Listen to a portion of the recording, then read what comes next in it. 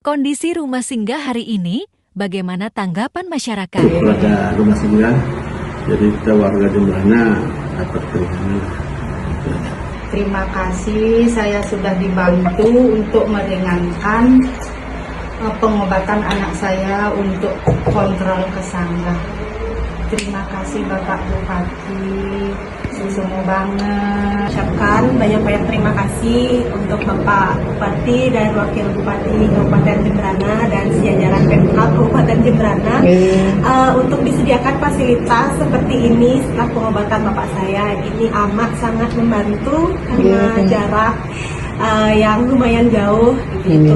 Terus di sini juga fasilitasnya amat sangat luar biasa, bersih, nyaman untuk keadaan bapak saya untuk pemulihannya. Mengucapkan terima kasih yang sebanyak-banyaknya kepada Pak Bupati, Wakil Bupati, terus segenap jajaran Pemkab. Pak Bupati dan Wakil Bupati sudah menyediakan rumah singgah ini kepada saya dengan anak saya yang sakit ini. Saya banyak-banyak terima kasih kepada Bapak Bupati dan Wakil Bupati Jembrana.